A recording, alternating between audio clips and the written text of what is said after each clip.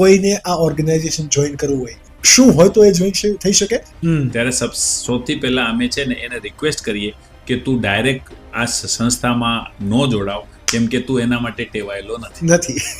કડક છે થોડું. યસ, એ બધું હેબિચ્યુઅલ નથી. ટાઈમે દુકાન જવાનું, ટાઈમે ફોન ઉપાડવાનો, ટાઈમે ડિલિવરી કરવાનો, એવું એને ટેવ છે નહીં. તો આ નવો જે જીવન જીવવાનો રીત છે એને તકલીફ તો પડવાની જ છે. તો સૌથી પહેલા અમે એને રિક્વેસ્ટ કરીએ કે તું છે ને એઝ એ ગેસ્ટ તરીકે છે ને એકવાર આવ. ત્યારે એને છે ને 5, 10, 15, 20% ખબર પડી જાય. What is progress alliance?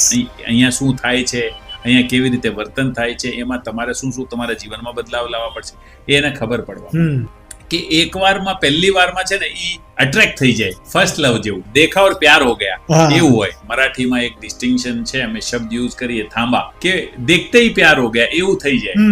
તો એવા લોકો છે ને પછી એ હેરાન થશે અને સંસ્થા હેરાન થશે. એક્ઝેક્ટલી. તો અમે બહુ કેર